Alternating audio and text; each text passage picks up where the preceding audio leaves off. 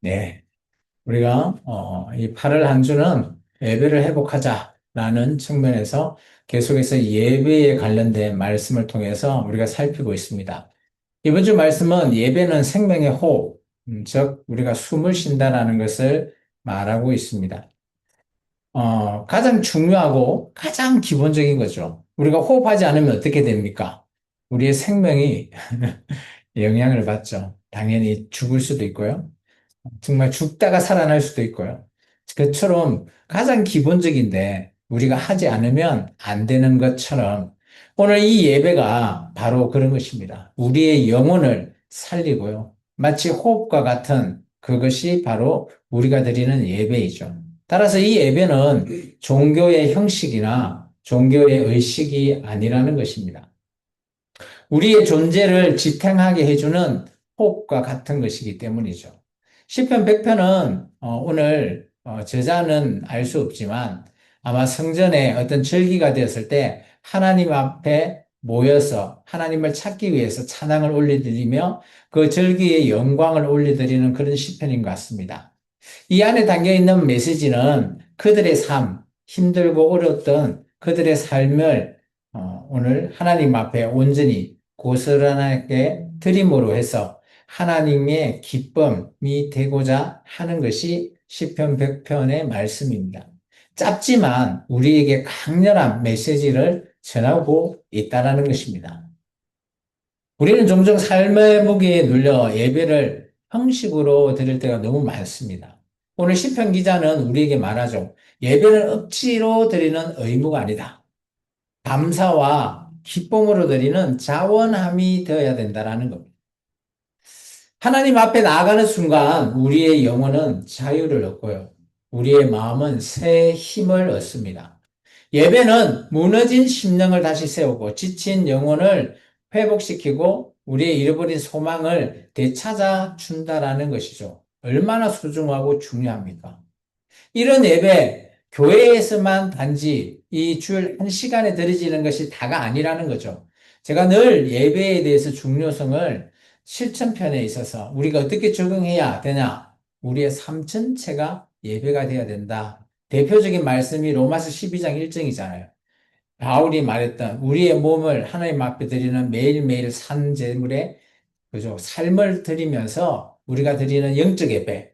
그것이 우리가 지켜나가야 될 매일매일 우리의 삶이 되어야 됩니다. 숨을 쉬듯이, 우리가 걸음을 옮기듯이, 우리의 모든 순간이 하나님을 향한 찬양이 되어야 되고요. 우리가 웃을 때도 눈물이 날 때도 우리는 하나님께 예배를 드리고 있다라고 생각하십시오. 예배는 특정한 장소, 특정한 시간에 갇혀 있는 게 아닙니다. 우리가 살아서 호흡하고 있는 이 순간, 이 자체가 바로 예배라는 것입니다.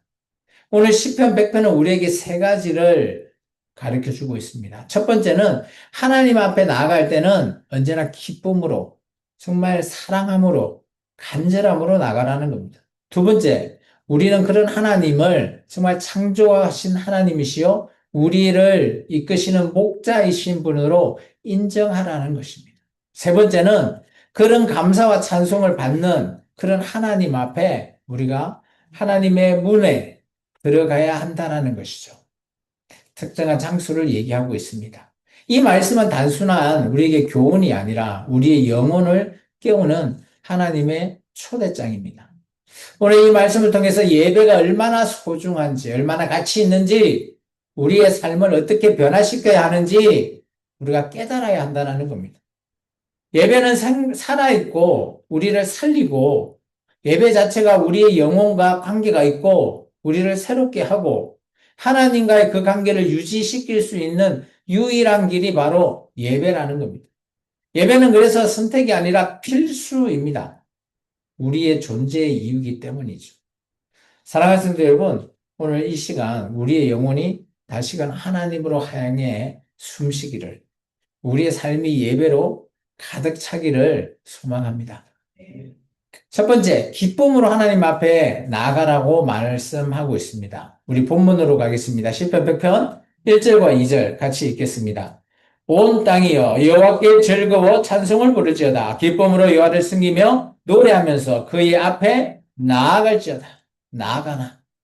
예배는 억지로 드리는 의무가 아니라 하나님 앞에 나아가는 길, 즉 기쁨의 길이 되어야 된다고 시편 기자가 우리에게 말하고 있습니다. 이게 예배의 본질이에요, 본질. 이것을 절대 벗어나면 안 됩니다.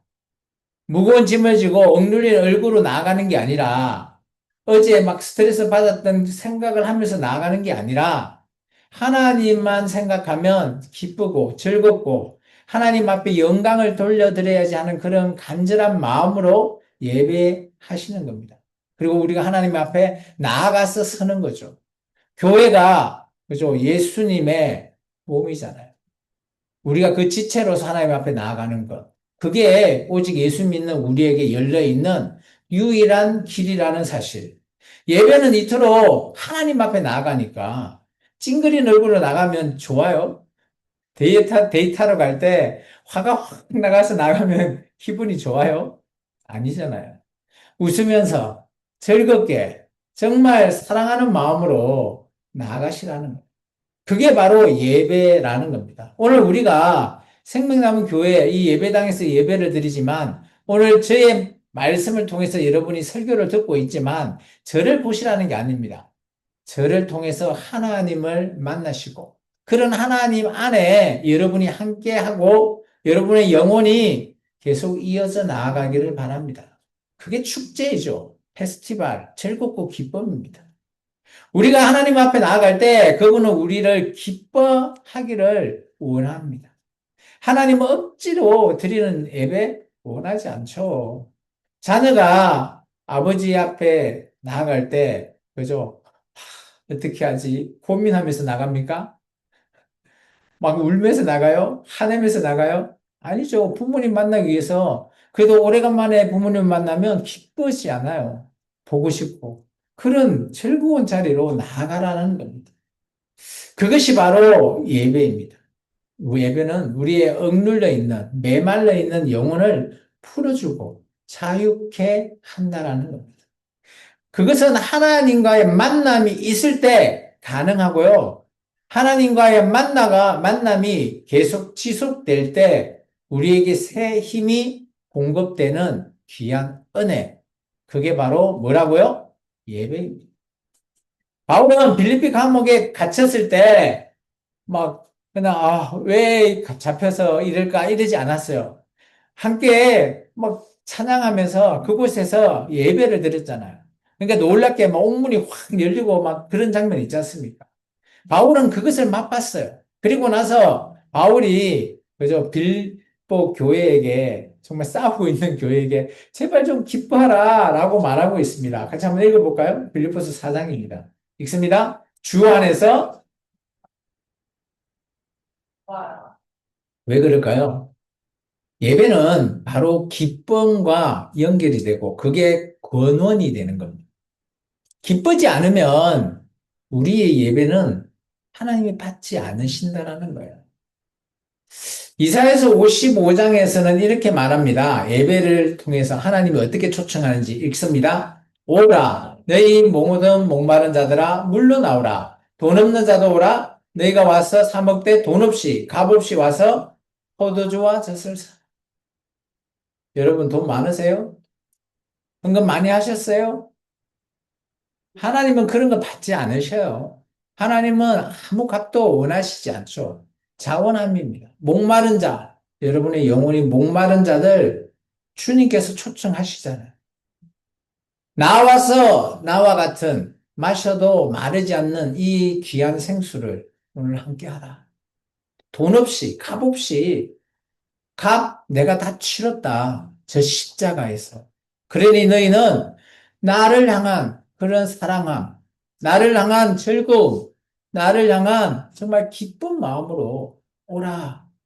그것이 너희의 영혼을 자유케 한다. 라고 말합니다. 송치만이라고 하시는 대표분이 계시는데요. 그분은 한때 잘 나가는 IT 개발자였습니다. 저도 이전에 개발자였습니다. 높은 연봉과 안정된 직장을 누리던 그가 갑자기 그죠? IMF 이런 거 터져서 퇴사가 하게 되고요. 2년 동안 취업을 열심히 하려고 했지만 실패했어. 깊은 절망을 경험했죠. 통장의 잔고를 보니 7만 원밖에 없던 그 시절이었어요. 그는 생존을 위해서 어쩔 수 없이 하나님 앞에 나아가기를 결단하고 금식하면서 하나님께 매달렸습니다. 그곳에서 그는 하나님께서 자신이 가장 낮은 자리로 이끌고 있다라는 것을 깨닫게 됐고요. 다시금 그의 믿음이 하나 둘씩 회복이 되었습니다.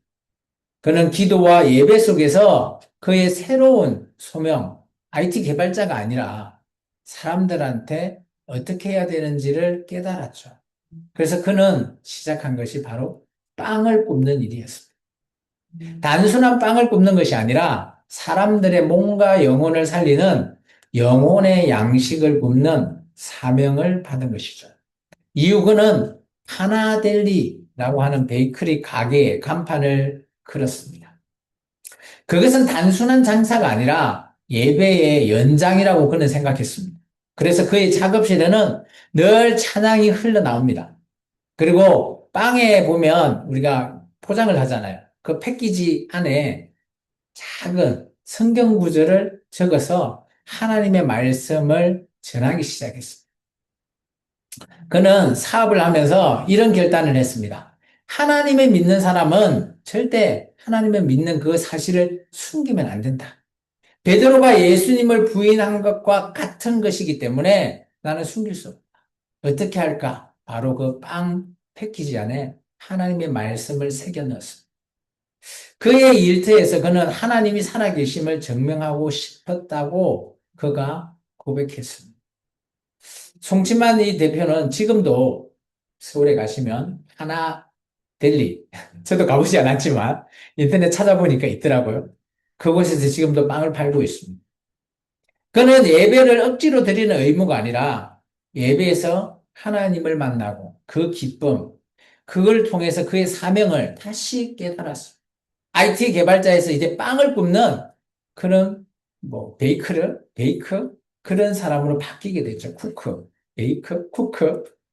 그죠? 어쨌든 간에 그의 실패와 강약 속에서 그는 예배를 붙잡았습니다. 그 예배가 그에게 새로운 길을 열어주었죠. 오늘 우리가 예배할 때 그 기쁨이라는 것이 단지 교회 안에 머무는 것으로 생각하시면 안 돼요.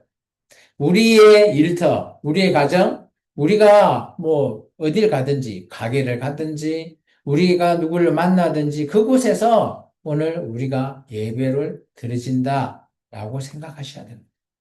사랑하는 성도 여러분, 예배는 우리의 영혼을 밝히는 빛이죠. 기쁨으로 하나님께 나아가야 할 때 우리의 삶이 묵은 짐이 정말 벗어지는 거예요. 내가 벗으려고 한다고 벗어지는 게 아니라는 겁니다.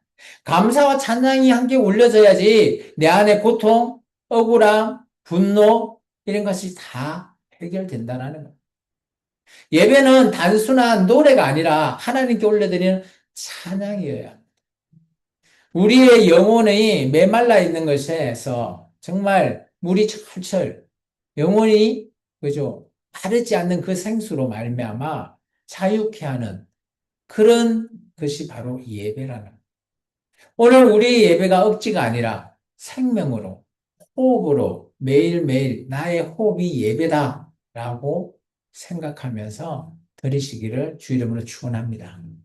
두 번째, 우리는 이런 하나님, 창조주 하나님이요 우리의 목자 되신 이를 우리는 인정해야 됩니다. 본문 가겠습니다. 시편 100편 3절입니다. 같이 읽습니다. 여호와가 우리의 하나님이신 줄 너희는 알지어다. 그는 우리를 지으시니요 우리는 그의 것이니 그의 백성이요 그를 기르시는 양이로다. 참 예배는 가장 큰 이유가 드려야 되는 이유는 나를 위해서라고 하시면 여러분 다 집으로 돌아가시기 바랍니다. 나의 구원을 위해서 예배 드린다? 아무 시달데기 없습니다. 죄송합니다. 제가 경어를 좀 썼죠. 왜냐? 예배는 우리가 나를 위해서 드리는 게 아니라는 거죠. 우리를 만드시고 천지 창조하신 그런 창조주 하나님이시자 또 우리를 위해서 죽으신 예수 그리스도 교회를 또 우리에게 보내주신 성령님으로 말미암아 우리가 그분들에게 하는 것이 바로 예배입니다. 우리의 소유가 내 것이라고요? 아닙니다. 세상은 끊임없이 우리에게 네가 주인이야. 네가 그렇게 돼야 돼. 네가 최고가 돼야 되지. 이렇게 치솟죠. 그게 아니라는 거예요. 우리의 주인이시는 분은 하나님이시고 우리의 정체성을 흔드는 세상의 모든 것들에 우리는 흔들리면 안 된다는 거예요. 우리가 예배 속에서 우리가 다시 한번 우리의 뿌리를 확인하셔야 돼요. 내가 왜 이 땅에 와서 지금 이 자리에 예배를 드리고 있을까? 생각해 보신 적 있으십니까? 하나님께서 만세 전부터 우리를 택하시고 이곳에 불러주시고 이렇게 예배할 수 있게끔 하셨다라는 말씀이 믿어지신가요? 그 말씀이 성경 안에 고슬 안에 남겨져 있습니다. 우리가 우연히 태어났다고요?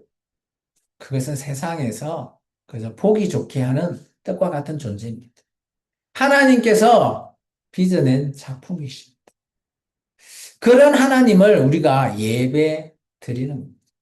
하나님은 단순히 우리를 만든 분이 아니라 또한 만들고 우리를 오늘 본문의 말씀처럼 우리가 양이라 그랬잖아요. 양을 이끄는 목자와 같은 우리를 돌보시는 분이십니다. 지금도 교회는 성령 하나님께서 우리를 돌보고 계십니다. 예수님께서 말씀하셨잖아요. 보혜사, 파라클레토스. 너를 돕는 자를 내가 보내주겠다. 지금도 우리를 돕는 분이 바로 하나님이시죠. 바로 목자입니다. 목자는 양을 버리지 않죠. 길을 잃은 양을 찾기 위해서 얼마나 애써 찾습니까? 예수님의 비유가 있잖아요. 99마리 양을 냅두고 한 마리 양을 찾기 위해서 얼마나 뭔가 그죠? 찾아 헤맸습니다. 근데 마침 찾았을 때 그 목자가 뭘 했어요? 양 한 마리 샀는데 양을 잡고 막 주위 사람 초대해가지고 감사하고 기뻐했죠. 왜 그럴까요? 그 잃어버린 양 한 마리가 바로 나이기 때문에. 그런 예수님, 그런 목자 되신 예수님이 오늘 우리에게 말씀하시잖아요. 예배는 바로 그런 목자님의 품으로, 예수님의 품으로 돌아가는 시간입니다. 우리가 흔들리고 지쳐도 하나님은 우리를 계속해서 붙들고 계신다라는 사실 기억하시기 바랍니다. 우리의 근원 한번 살펴볼까요? 우리 잘 아는 창세기에 있습니다. 창세기 1장 27절입니다. 같이 읽습니다. 하나님이 자기 형상 곧 하나님의 형상대로 사람을 창조하시되 남자와 여자를 우리의 근원 얘기를 하잖아요. 이런 근원을 얘기해주고 있는 곳은 어디에도 없습니다. 종교에는. 하나님을 믿는 이 종교 외에는 성경에 이렇게 기록되어 있는 인간의 근원을 소개하고 있는 데가 없어요. 불교요? 없어요. 우리는 하나님의 형상에 지음받은 존재이고, 따라서 예배는 그 형상을 어떻게 한다요? 회복한다. 우리가 잃어버렸다면 이 정체성을 다시 되찾는 겁니다. 송치만 대표처럼 자기의 정체성을 만민에게 소개하는 그런 것이 바로 오늘 예배입니다.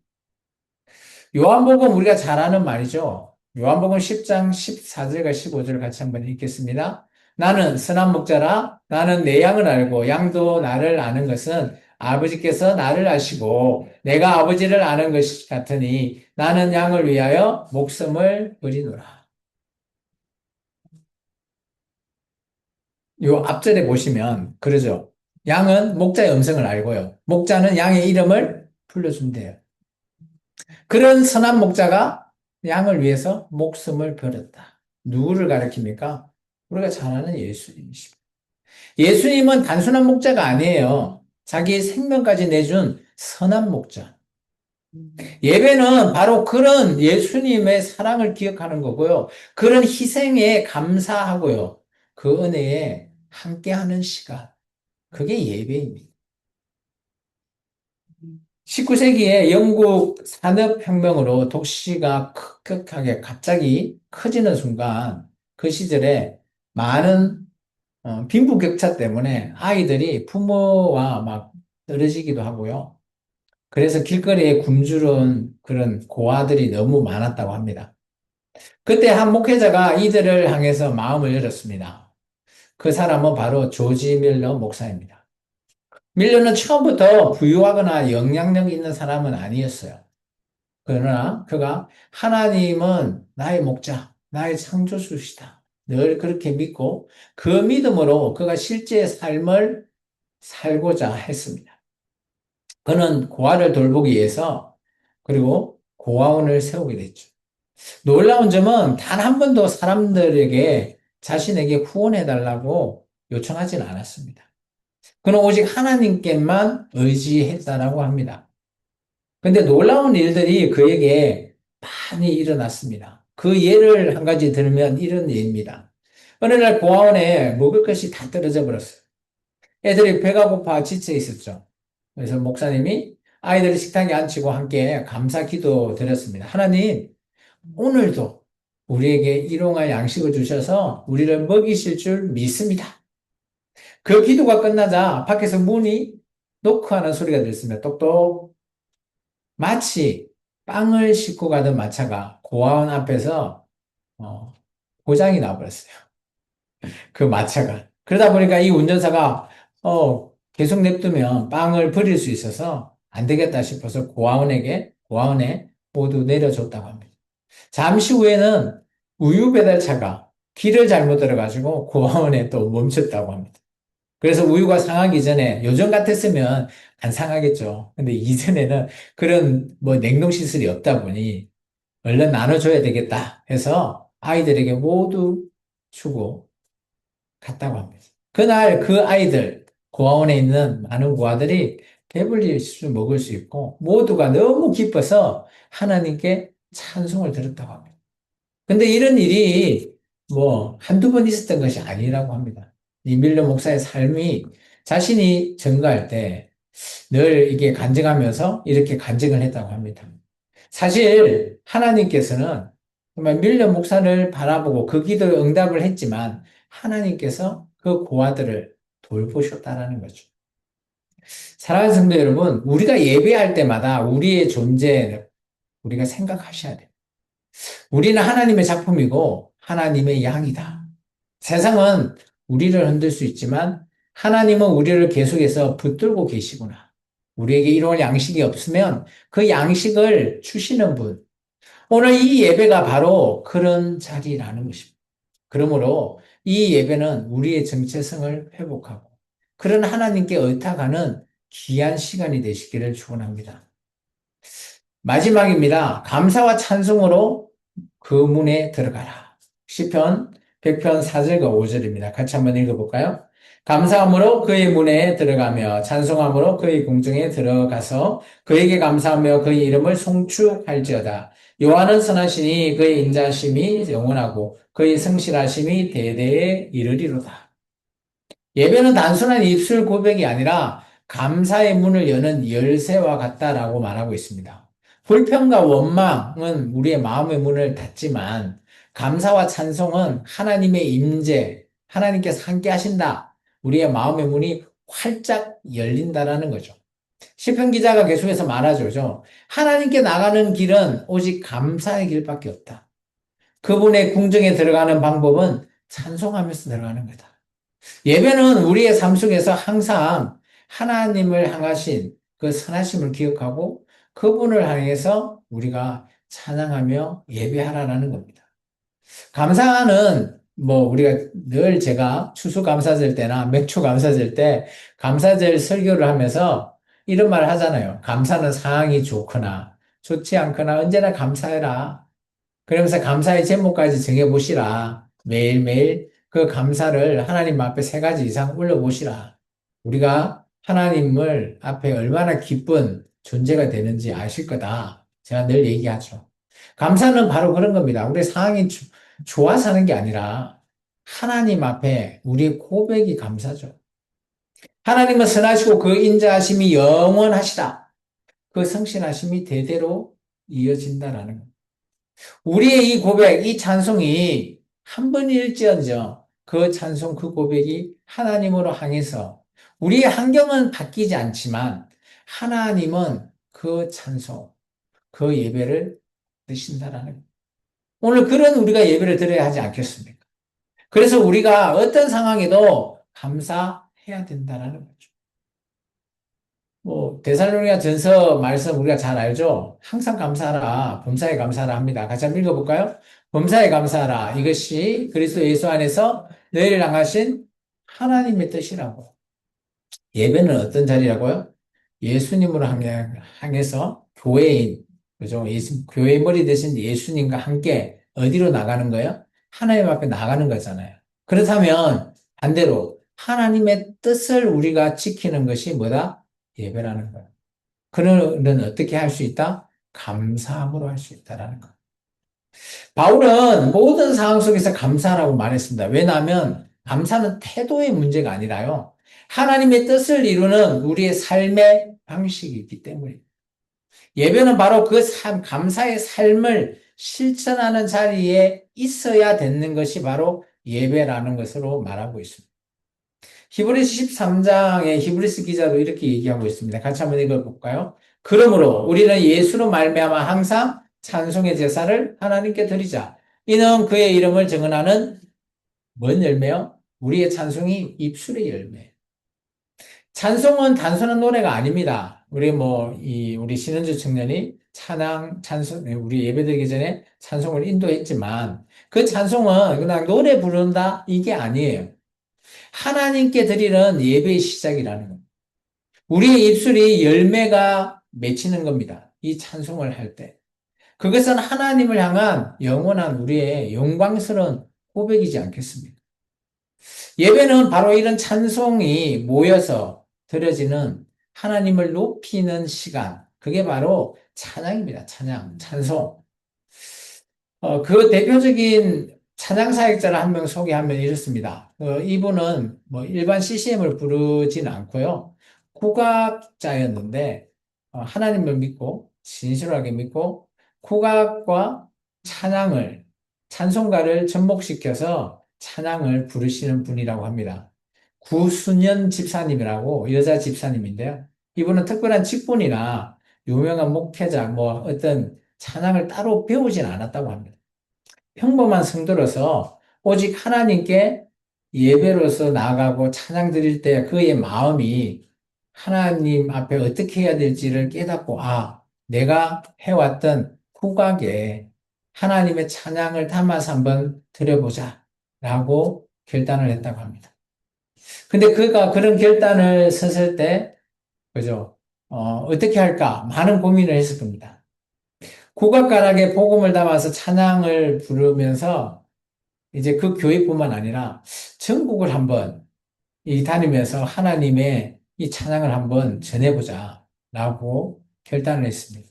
처음에는 작은 교회에서부터 시작해서 몇 명 되지 않는 성도들 앞에서 북을 치고 국악이니까요. 장구를 치고 두드리고 이렇게 찬양을 올렸답니다. 사람들에게는 좀 낯설지 않아요? 요즘 교회는 다 피아노 반주인데, 그죠? 꽹가리 치고 뭐 이렇게 찬양을 한다? 쉽지는 않을 거예요. 그런데 놀랍게도 이 피아노나 이런 뭐 우리가 아는 꽹가리 같은 이런 악기가 중요한 게 아니라 찬양이라고 하는 그 안에 그 성도들이 마음이 열리기 시작했다고 합니다.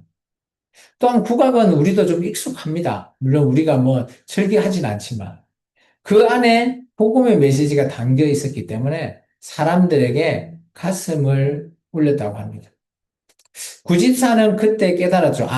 이 찬송은 단순한 노래가 아니라 사람들의 마음을 열고 하나님께로 인도하는 문이구나 라고. 그 후 그는 무려 28년 동안 아마 대한민국 모든 교회에 다 가봤을 것 같아요. 우리 교회는 오지 않았는데 전국 한 9천여 교회를 순회했다고 합니다. 도시의 뭐 큰 교회뿐만 아니라 산골짜기 있는 시골 교회, 뭐 작은 교회, 바닷가에 있는 미자리 교회, 심지어 섬마을에 있는 섬에 있는 교회까지 찾아가서 찬양을 드렸다고 합니다. 때때로 교통비조차 넉넉하지 않았지만 그는 늘 감사했죠. 하나님 오늘 이 또 찬송으로 하나님의 이름을 높일 수 있어서 너무 감사하다. 그의 찬양의 집회에는 놀라운 일들이 또 많이 일어났다고 합니다. 교회를 떠났던 성도들이 다시 돌아오는 계기가 되기도 했고요. 처음 교회에 또 발을 들인 사람들이 눈물로 예수님을 영접했다고 합니다. 그래서 구집사님이 이제 기독교 방송에 나와서 이렇게 고백을 했대요. 세상에서 가장 귀한 상 뭘까? 거기서 말하는 한 영혼이 예수님을 믿고 구원받는 그것을 하나님께 올려드리는 상, 그게 아닐까라고 말했습니다.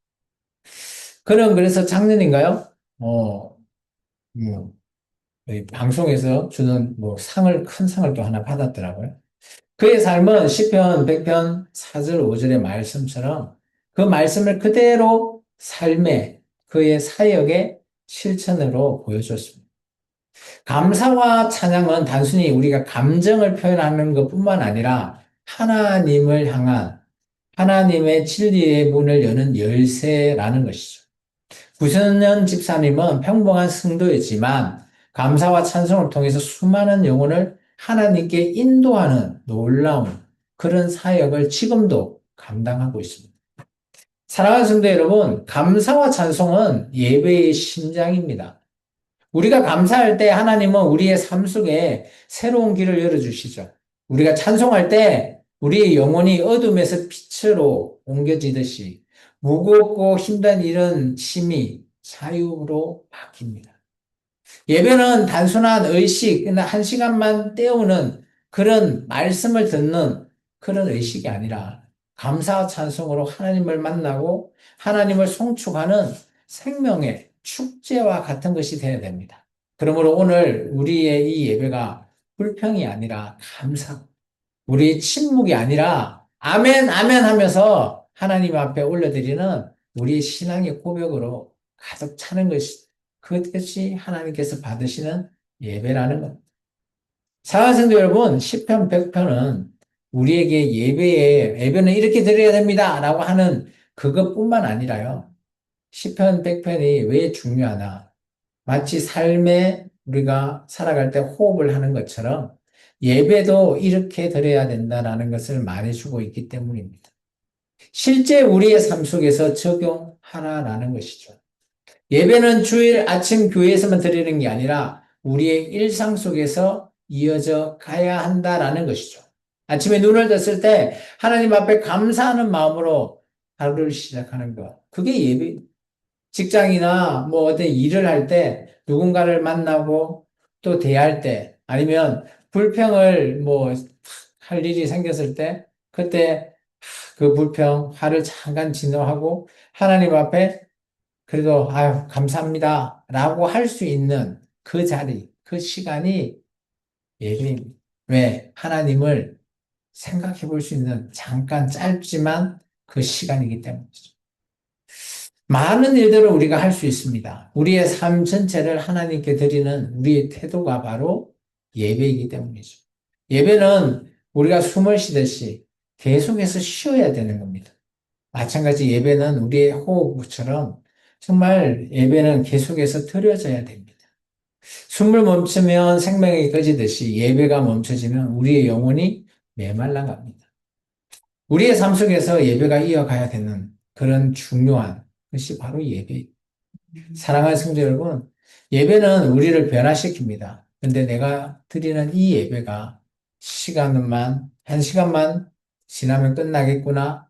그리고 돌아서서 일주일 후에 다시 와서 예배를 드릴 때는 우리에게는 아무 일도 아무 변화도 생기지 않을 겁니다.